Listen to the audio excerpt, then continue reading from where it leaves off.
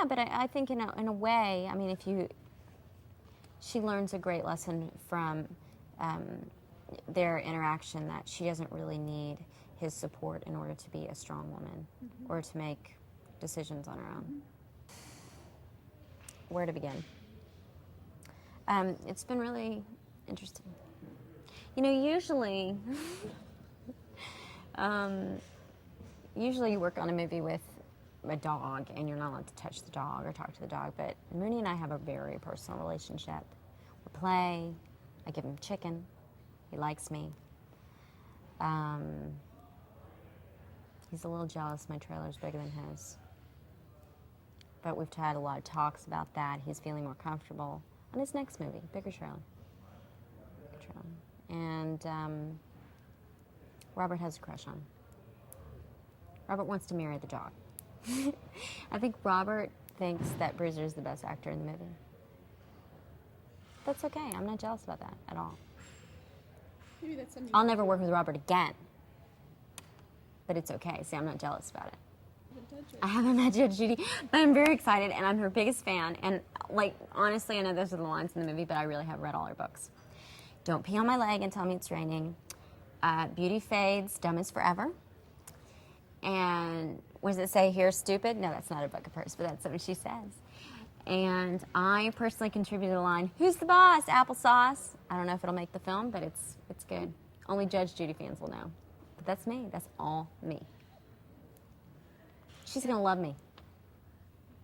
Really like me. Probably take me under her wing. Raquel has been great. It's been really nice to work with somebody with so much experience, and she's very funny in the movie.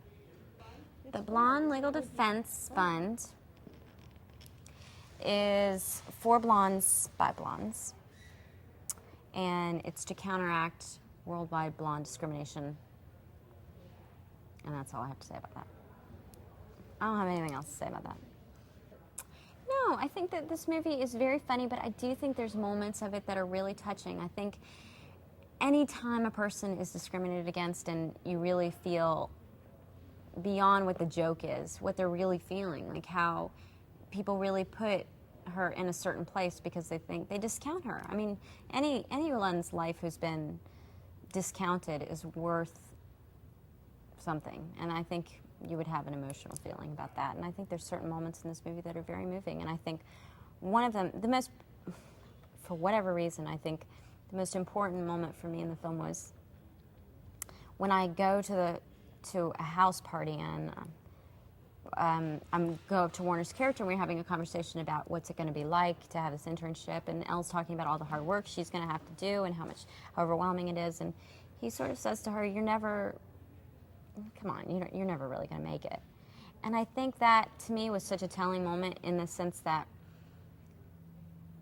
I just realized when I was standing there looking at him that she had this relationship with this guy she thought she loved, and he was the kind of guy who never thought she'd be good enough and always said, like, I don't like that dress, change, and she would. Or, I don't like your friends, get rid of them, and she would. And it was like the first moment of her life where she opened her eyes and said, God, this person really doesn't like me. Just beyond love or caring about me. I mean, he doesn't even like me. And that's hugely sad to me. I'm sure. No, but I mean, is that a feeling? Well, of course. Everybody, I think, goes through that. I think everybody has a moment in their life where people don't believe in them, or people don't think that they're capable of doing the things that they are. I mean, the majority of the people wouldn't be in this business if it hadn't been for perseverance and believing in themselves.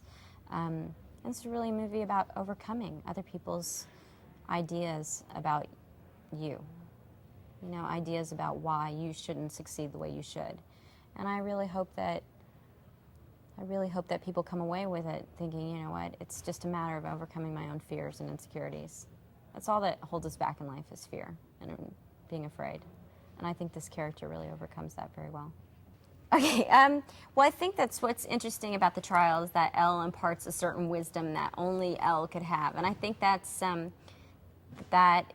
is what... I think there's sort of a universal message in all of that, just because that, you have to cultivate your own talents, your own knowledge in order to succeed in the way that you're going to succeed. And I don't think anybody could have won this case on the values or the principles that it's won on if they didn't have the knowledge that she did of hair care and cosmetic products and lots of connections and shoes and designer fashion things and lipstick and mascara and powder and pink and dogs and chihuahuas and Porsches and Clairol and Clinique. And she knows about a lot of things, a lot.